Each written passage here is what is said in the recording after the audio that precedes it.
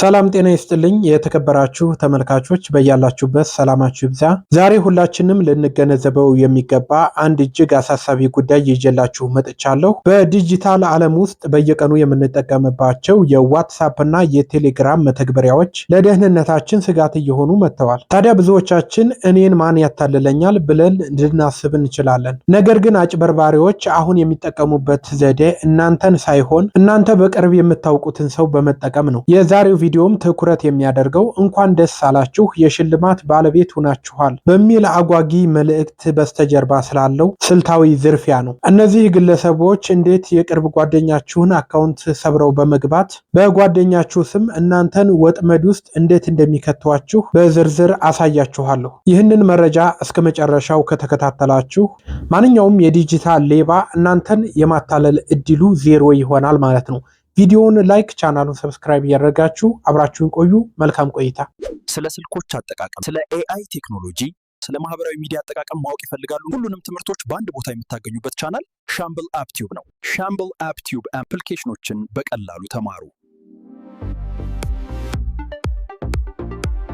ብዙ ጊዜ መልእክቱ የሚመጣላችሁ ከማታውቁት ሰው ሳይሆን ከቅርብ ጓደኛችሁ ወይም ደግሞ ከቤተሰባችሁ ነው። ይህ የሚሆነው ታዲያ ጓደኛችሁ እናንተን ማታለል ፈልጎ ሳይሆን የጓደኛችሁ አካውንት ቀድሞውኑ በአጭበርባሪዎች ስለተጠለፈ ነው። ሌቦቹ የአንድን ሰው አካውንት ቀድሞውኑ ከተቆጣጠሩ በኋላ በሰውየው አካውንት ላይ ለተመዘገቡት ኮንታክቶች በሙሉ አደገኛ ሊንኮችን ለሁሉም በአንድ ጊዜ ይልካሉ። ታዲያ እናንተ መልእክቱ የመጣው ከምታምኑት ሰው ስለመሰላችሁ ወይም ደግሞ ከጓደኛችሁ ስለሆነ ያለምንም ጥርጣሬ ሊንኩን ትጫኑታላችሁ። አጭበርባሪዎች የእናንተን ስነ ልቦናዊ መተማመን እንደ መሸጋገሪያ ድልድይ አድርገው ነው የሚጠቀሙት። የሽልማት ወጥመዱና የሸር አደገኝነቱን እንመልከት።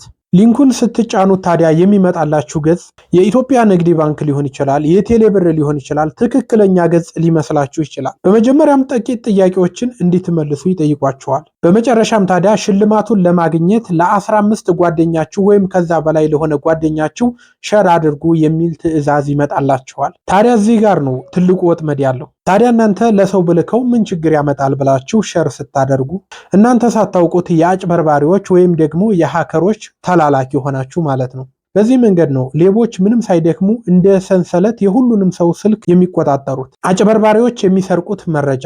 እነዚህ ሰዎች ይህን ሁሉ ድካም የሚደክሙት ለሶስት ዋና ዋና ነገሮች ነው። አንደኛውና ዋነኛው የላኩላችሁን ሊንክ ስትጫኑት በማስታወቂያ አማካኝነት ገንዘብ ይሰበስባሉ። ሁለተኛው ደግሞ ስማችሁንና የባንክ አካውንታችሁን በመቀበል የእናንተን ገንዘብ ለመዝረፍ የሚያደርጉት ሙከራ ነው። ሶስተኛውና በጣም አደገኛው ደግሞ ስልክ ቁጥራችሁን ስታስገቡ ለእናንተ የሚመጣውን የዋትስአፕ ወይም የቴሌግራም ማረጋገጫ ኮድ ወይም ደግሞ ኦቲፒ ዋን ታይም ፓስዋርድ ማለት ነው። በነገራችን ላይ ኦቲፒ ማለት እንደ ሽልማት ማረጋገጫ ኮድ አስመስለው በመቀበል የእናንተን አካውንታችሁን ቴሌግራምም ሊሆን ይችላል፣ ዋትስአፕም ሊሆን ይችላል የእናንተን አካውንት ሰርቀው ለመግባት የሚሞክሩበት መንገድ ነው። ታዲያ እነዚህ አጭበርባሪዎች ወይም ደግሞ ሃከሮች እናንተን እንዴት እንደሚያጭበረብሯችሁና ለምን እንደሚጠቀሙ ከነገርኳችሁ ደግሞ አሁን ደግሞ እንዴት ራሳችሁን መጠበቅ እንደምትችሉና እንዴት መለየት እንደምትችሉ እንነጋገራለን። ራሳችንን የመጠበቂያ ዘዴዎች፣ አንደኛ ማንኛውንም የድረገጽ አድራሻ ወይም ደግሞ የሊንኩን አድራሻ በዶት ኢቲ የማይጨርስ ከሆነ እንዳታምኑት። ሁለተኛ ማንኛውም ህጋዊ ድርጅት ኢትዮ ቴሌኮምም ሊሆን ይችላል፣ የኢትዮጵያ ንግድ ባንክም ሊሆን ይችላል፣ የግል ባንኮችም ሊሆን ይችላል።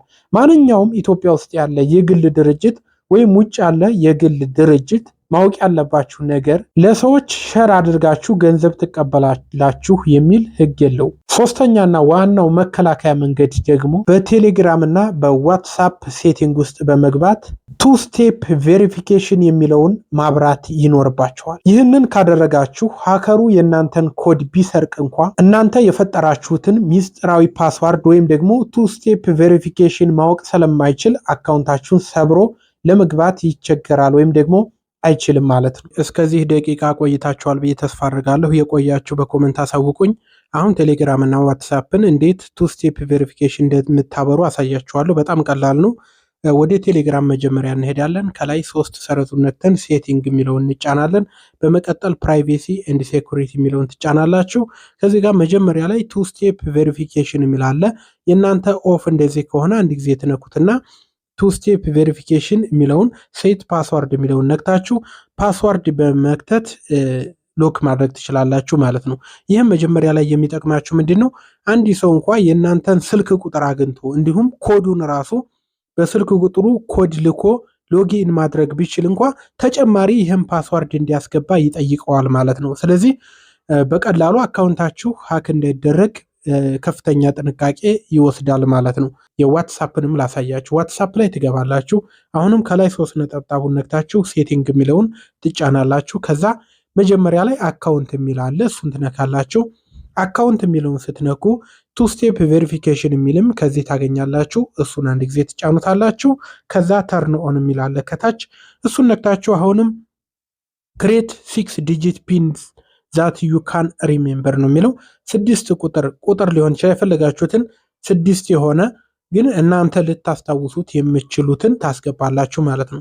ስለዚህ አንድ ሰው እናንተ ስልክ ቁጥር ኑሮት ምን ኑሮት ልክፈት ቢል ግዴታ ይህ ተጨማሪ ይህን ማስገባት ይኖርበታል ማለት ነው። ለማጠቃለል ያህል በዲጂታል ዓለም ውስጥ ነፃ ሽልማት የሚባል ምንም አይነት ነገር እንደሌለ ሁላችሁም ልትገነዘቡ ይገባል። ምንም ሳትሰሩ በነፃ ማንም የሚሸልማችሁ የለም። ማንኛውም አጠራጣሪ ሊንክ ወደ እናንተ ሲላክላችሁ ከምታምኑት ሰው እንኳ ቢሆን ቆም ብላችሁ መመርመር ትልቅ ብልህነት ነው። ምክንያቱም ሃከሮች ቅድም እንዳልኳችሁ የእናንተን ጓደኛ ቀድመው ሃክ ካደረጉ በኋላ በሱ ስም የተዘረዘሩትን ለጓደኞቹ በሙሉ አደገኛ ሊንኮችን ይልካሉ። ስለዚህ እናንተ ደግሞ የምናምነው ጓደኛችን ነው ይህን የላከልን ብላችሁ ሊንኩን ከመጫናችሁ በፊት ጓደኛችሁን ስለዛ አጠራጣሪ ሊንክ በውስጥ መስመር ደውላችሁ ማናገር ይኖርባችኋል።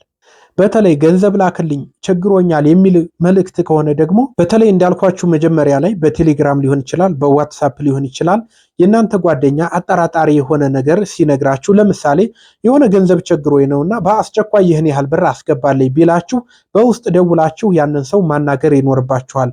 ወይም ደግሞ ይህን ያህል ብር ሽልማት አግኝቻለሁና አንተም ለ15 ሰው ለ20 ሰው ይህንን ሊንክ ተጭነህ ሼር ብታደርግ ታገኛለህ።